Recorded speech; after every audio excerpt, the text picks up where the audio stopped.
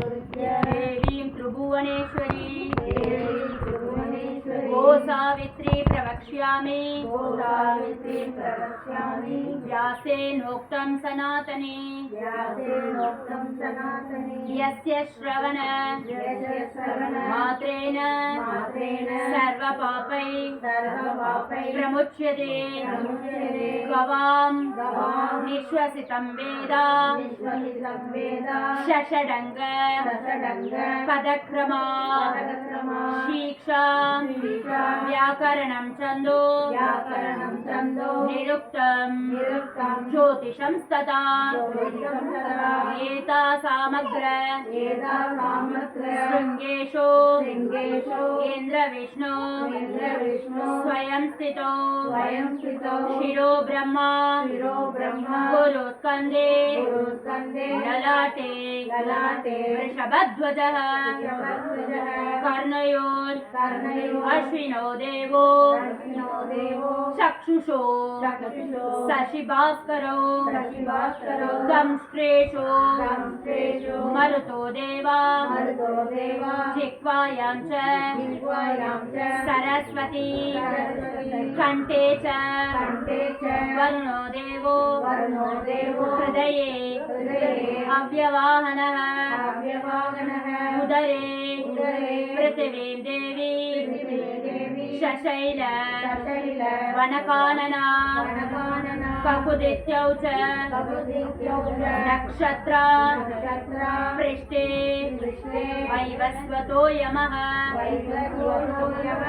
पूर्वोऽस्तु वसवो देवो वायुर्जङ्गे समाश्रितः आदित्यस्त्वा श्रुतो वाले साध्या सर्वांग संदिशु अपाने सर्वतीर्थाने गोमूत्रे जाह्नवी स्वयं धृतिर्पुष्टे महालक्ष्मी गोमये संस्थिता सदा नासिकायां च श्रीदेवी ज्येष्ठा वसति स्वामिनी चत्वार सागरा पूर्णा भवां देव पयोदरे पुरमध्येषु गन्धर्वा पुराग्रे पन्नगाश्रिता पुराणां पश्चिमे भागे यप्सराणां वनास्मृता श्रोणी तस्तेषु पितरो रोमलाङ्गूलमाश्रितः ऋषयो रोमकूपेषु चर्मण्येव प्रजापतिः ओंकार चतुरो वेदा पुंशब्देश्च प्रजापतिः एवं विष्णुमयं गात्रं दासां गोप्ता च केशवः भवान् दृष्ट्वा नमस्कृत्य कृत्वा चैव प्रदक्षिणी कृतार्थेन सप्तद्वीपा वसुन्धरा कामदोग्ध्री स्वयं कामदोग्धा सन्निहिता मता गोग्रासस्य विशेषोऽस्ति हस्त संपूर्ण मात्रतः शतब्राह्मण भोक्तेन सममाहुर युधिष्ठिरा ययिदं पठते नित्यं शृणुयात्वा समाहितः ब्राह्मणो लभते विद्यां क्षत्रियो राज्यमश्नुते वैश्यो धन संवृद्धस्य शूद्र पापाप्मुच्यते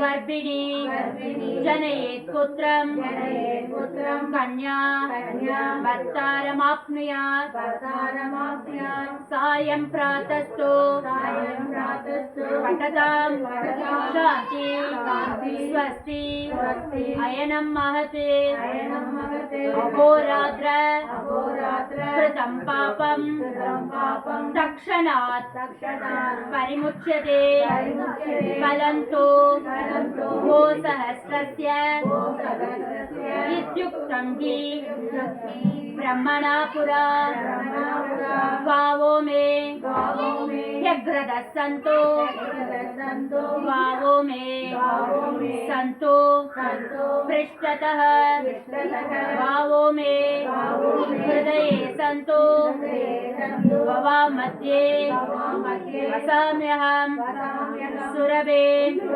वैष्णवी माता नित्यं विष्णुपते स्थिता योग्रा सन्तो मया दत्तं सुरभे प्रतिगृह्यतां गावो मे मातरः सर्वा सर्वे मे पितरो वृषा घ्रासमुष्टिं मया दत्तं सुरभे प्रतिगृह्यतां फलं तु गोसहस्रस्य प्रदद्यात् ब्राह्मणोत्तमे सर्व तीर्थादिकं पुण्यं इत्युक्तं हि ब्रह्मणा पुरा इति गोसावित्री स्तोत्रं सम्पूर्णम्।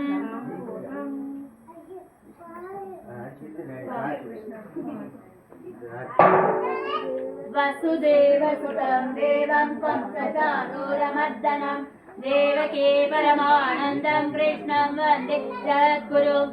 अथ से पुष्पसङ्काशं हारणो पुरुषोभितं रत्नकङ्कणकेयूरं कृष्णं वन्दे जगद्गुरुम्।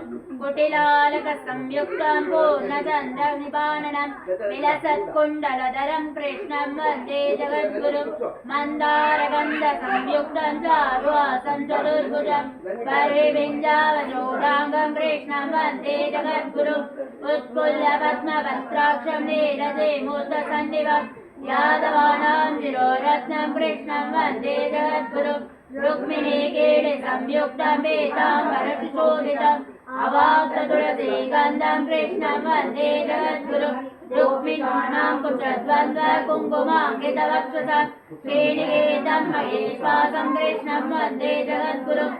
श्रीवत्साङ्गं मोहरस्वं मणिमाला विराजितम् शङ्खचक्रधरं देवं कृष्णं वन्दे जगद्गुरुम्। कृष्णाष्टकमिदं पुण्यं प्रातरुद्धारे यः पठेत् कोटिजन्मकृतं पापं स्मरणात् तस्य नश्यते। अञ्जनानन्दनं वीरं जानकी शोकनाशनं कवीशमक्षहन्तां वन्दे लङ्काभयङ्करम्। उल्लङ्घ्य सिन्दूरसलिलं सलिलं व्यासोकवह्निं जनकात्मजायाः आदाय तेनैव ददाह लङ्कां नमामि तं प्राञ्जलिराञ्जनेयम्। आञ्जनेयमणिपाटलाननं काञ्चनादिकमणीयविग्रहं पारिजाततरुमूलवासिनं भावयामि पवमाननन्दनं। यत्र यत्र रघुनाथकीर्तनं तत्र तत्र कृतमस्तकाञ्जलिं बाष्पवारि परिपूर्णलोचनं मारुतिं नमदराक्षसान्तकं मनोजवं मारुततुल्यवेगं जितेन्द्रियं बुद्धिमतां वरिष्ठं वातात्मजं वानरयूथमुख्यं त्रैलोक्यं श्रीरामदूतं शिरसा नमामि बुद्धिर्बलं यशोधैर्यं लोता अजाड्यं वाक्पडे त्वं च हनुमत्स्मरणात् भवेत् असाध्य साधकस्त्वम् असाध्य तव किं वद रामदूतो मा सिन्धु मत्कार्यः साधय प्रभो गोविंद नाम संकीर्तनम गोविंद गोविंद जानकीकान्तस्मरणं जय जय राम राम नमः पार्वती पतये हर हर महादेव सिद्धिविनायक मूर्ति की जय आंजनेय महाराज की जय आदिपराशक्ति की जय सत्संदन की जय